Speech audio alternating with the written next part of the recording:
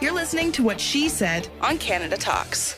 Hello there, I'm Christine Bentley in studio with Kate Wheeler, and joining us is our star hairstylist, Jason Kearns. Happy New Year, And Jason. the same to you too. Hey, Psychic Nikki says my hair's going to get red this year. Is that true? What do you think? Well, I'm not Nostradamus. Yeah, well, no, but you run the salon where I have my hair done, so it's red. You know, it's been red before. Well, it is reddish. It's auburn. It has a red tone to it, or red highlights. Yeah, I don't mind red hair. I had fire engine red hair once. That was pretty scary. Yeah, we don't want to go there. No. No. Okay. Okay. Aaron is usually here. He's the color director. I guess he would decide, but he couldn't make it today. But last time you were here, we talked about hair loss and thinning and how much that seems to affect everyone's self-esteem. But we wanted to concentrate today on how it affects people with cancer. And is there a stigma now about this hair? Is it lessened? I think it's lessened, and I think it's lessened because of people are more accepting when seeing people that have a lack of hair or have completely lost their hair through cancer.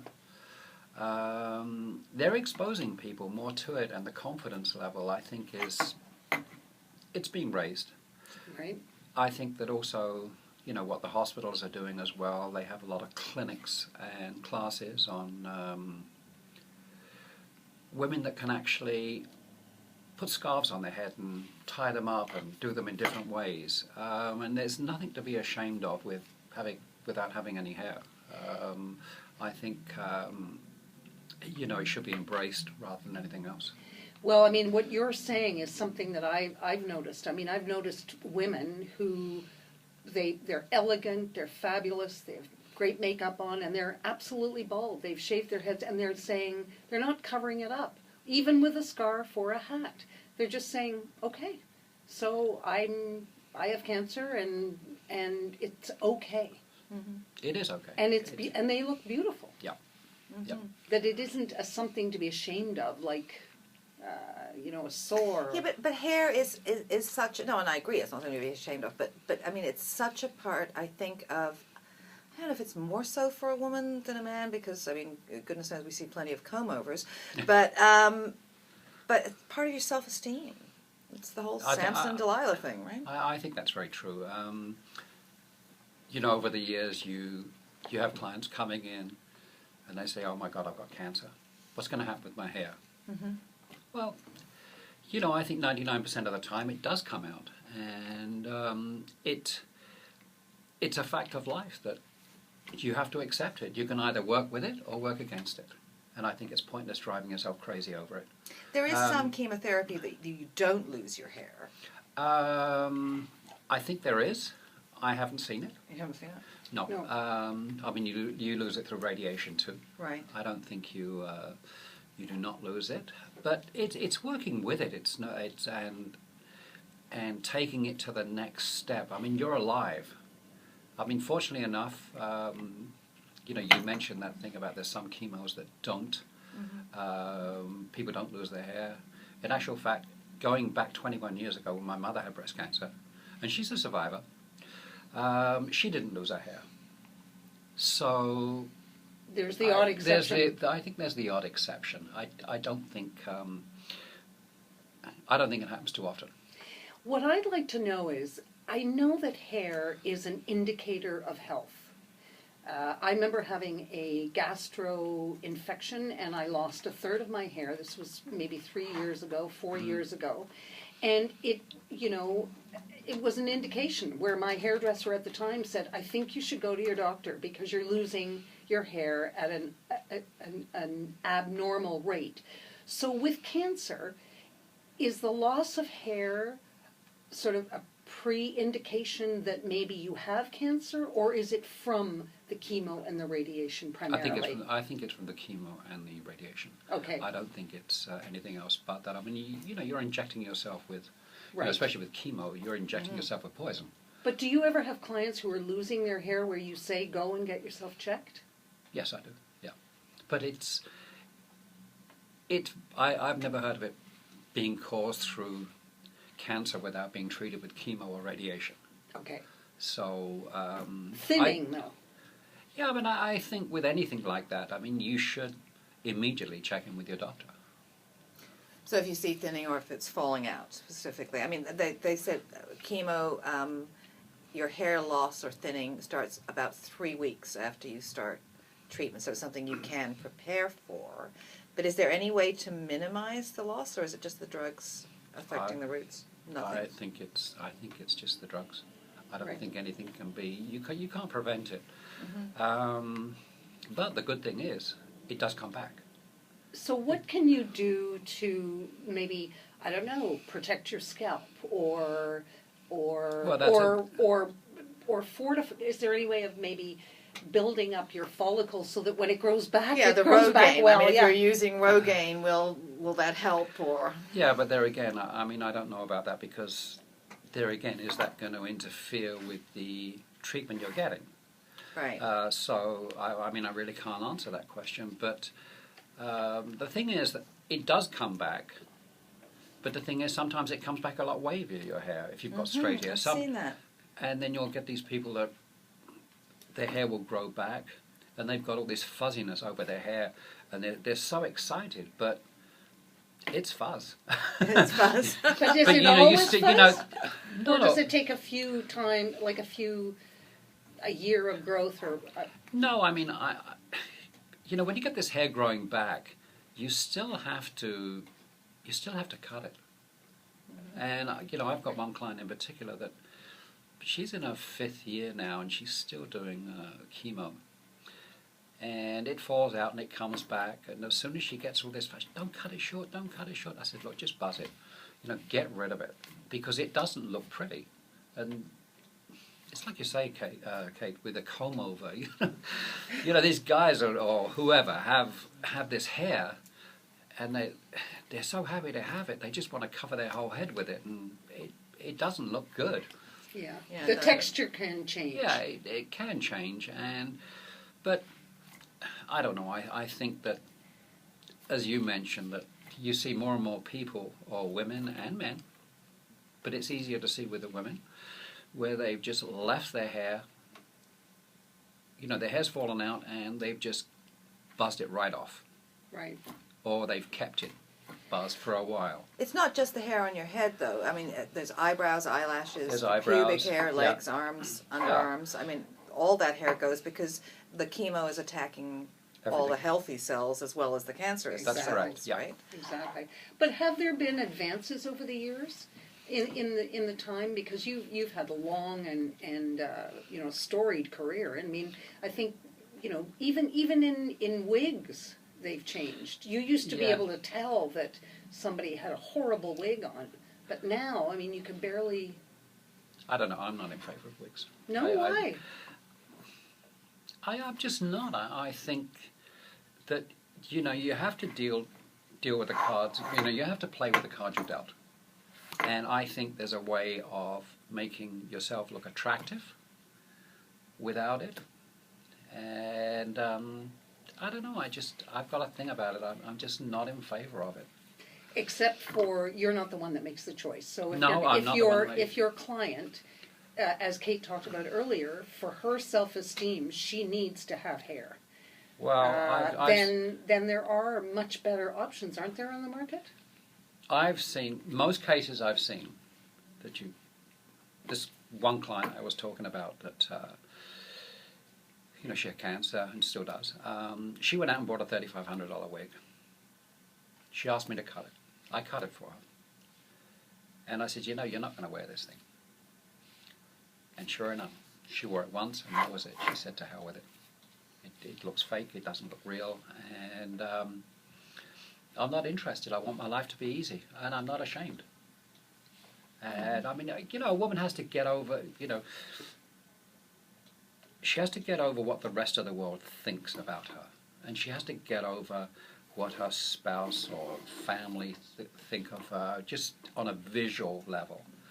And if your spouse is true to you, they accept it and they kind of embrace it and just are happy that person's alive. Well, I'm a hair person, but Yeah. I have seen a number of women who have buzzed their hair. Right. And I'm assuming it's because of cancer. And I thought they looked amazing. Yeah, but they do. Maybe because they had beautiful shaped heads, or their features stood out, or I'm not sure why. I thought they just rocked. Yeah, and I think, with the right makeup, right accessories, it works. It does work, and it's really nothing to be ashamed of. Now, mind you, I wouldn't go out in today's weather with a bare head. No, I mean, you mentioned as well the situation of the sun protecting your head. I mean, you have to protect it. It's very sensitive. It's not as if this is a thing that you've had all your life, where, you get used to the sun and everything else. You have to watch the sun the same way as you have to watch your eyes. We're wearing dark glasses. It's not... It's not an easy thing to control. I mean, you've got to take precautions. Now, if you have radiation, only affects hair loss in the area that you radiate. So if you had breast cancer and you had radiation, you wouldn't lose your hair. But if you had brain cancer and you had whole head radiation, you would. So that after chemo.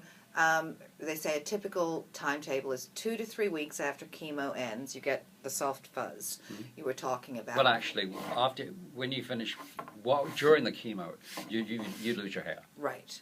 But it says after 2 to 3 weeks after chemo, you should see some soft fuzz coming through. 1 month after, real hair starts to grow at its normal rate, and 2 months after, you should have an inch of hair. Does that seem... No. No? I've not seen that. I've seen the hair come back, and it's very fine, it's very fuzzy, and over a period of time, if you let that hair keep growing, you'll see it'll either come back straight or it'll come back wavy, and sometimes the pigment changes, the color changes. So I don't think you can put it. I think it depends on the person. You can't put a time limit on it. I don't think it will come back, but how it comes back, I don't know. Each person's different. Yeah, because you're right. I mean, these days, I think if you have, if you've got good makeup, big flashy earrings, the nice turbans, you can look absolutely stunning. Well, I mean, I know some young men, some friends of my son's, who have thick, healthy hair, and they buzzed it off just because they can. because they can, and it looks great. It's just it becomes almost like a wardrobe choice, right? So It is. But anyway, you're going to stay with us, and yeah, I have a few questions about some other things. Other things, which I'm going to have to apprise Jason of during the break. But one of them is this, this whole new craze of not shampooing, and what kind of effect different rates, how often you do shampoo and wash your hair have, because and what your scalp actually absorbs. So stay with us on the other side of the break here at What She Said on SiriusXM. You're watching What She Said on YouTube. Back in studio, Jason Kearns from Kearns and Co, a fabulous hair salon in Midtown Toronto, is joining Christine and me in studio now. One of the things we wanted to talk about was this whole no poo, they're calling it. That is in no shampoo. And the transitional period, a lot of people are saying that your hair is a little bit oilier for a while, but that we basically shampoo our hair too much. What do you think? I think we do.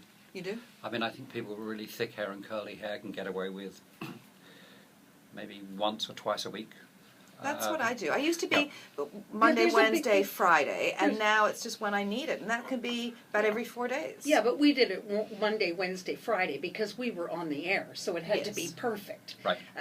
But there's a big difference between once or twice a week. Once a week is once every 7 days. Twice a week is once every 3.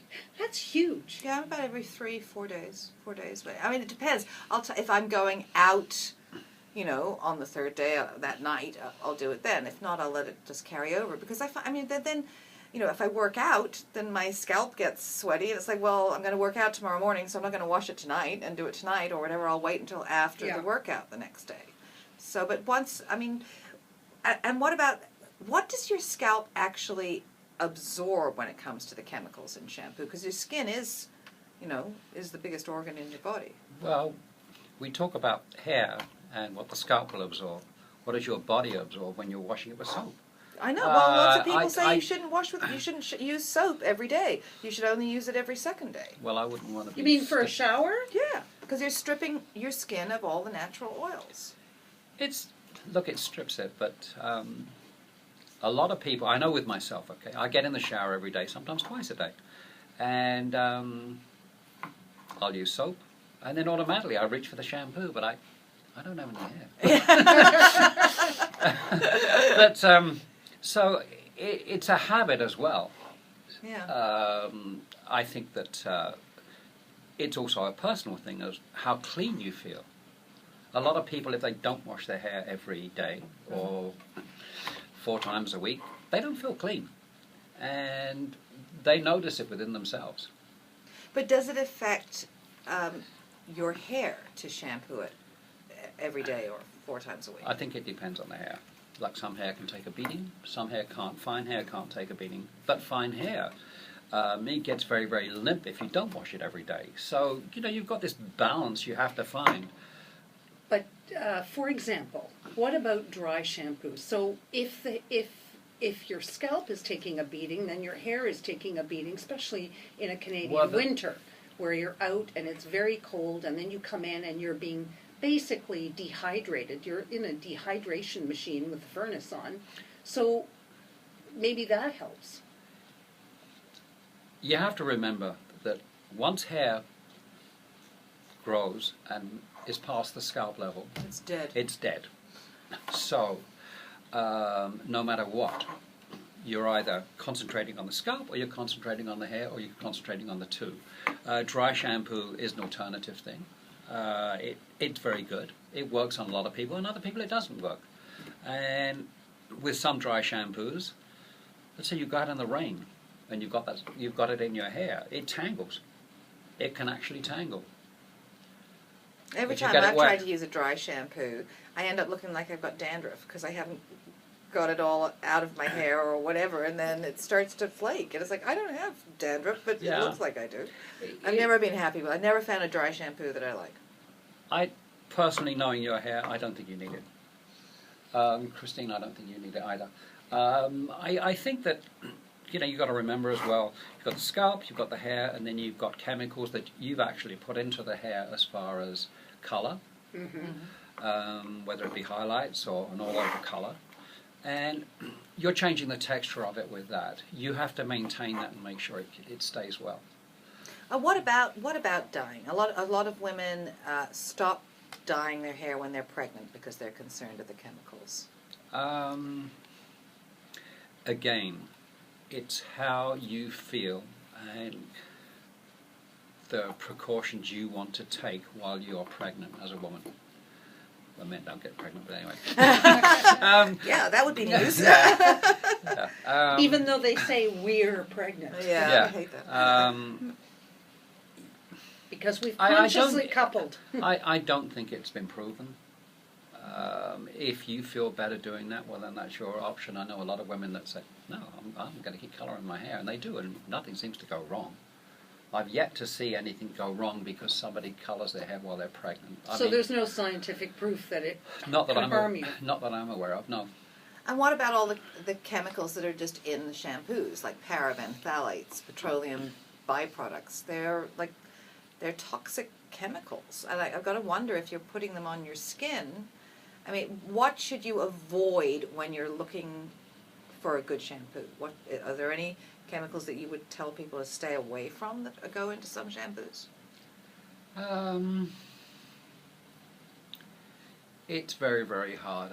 I was talking to a friend of mine a couple of weeks ago. Well, not a couple of weeks ago, actually, New Year's Day, and she was talking about shampoo, and I'd given them a sulfate-free shampoo, and they have fine hair, and they do a lot of background work and acting and stuff like that, and the studio hairdresser said, what are you using in your hair, because it's not curling the same way.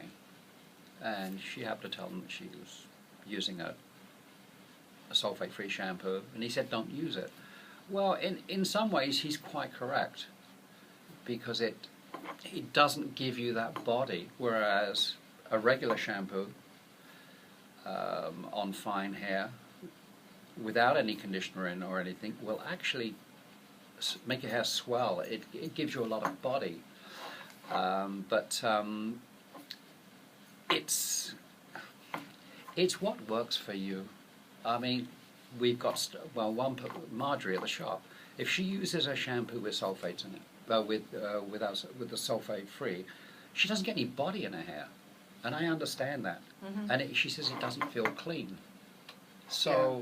So then she has to put more stuff in her hair to give it body. So in Well, the end, you've defeated the purpose. she just switched shampoos. Yeah. She just switched shampoos. Now, which is you the don't easiest like, thing. you've told us before, but for people that weren't listening at the time, you don't like clear shampoos. No, Why is I- that? If your no, hair's no. colored. If your hair's colored, okay.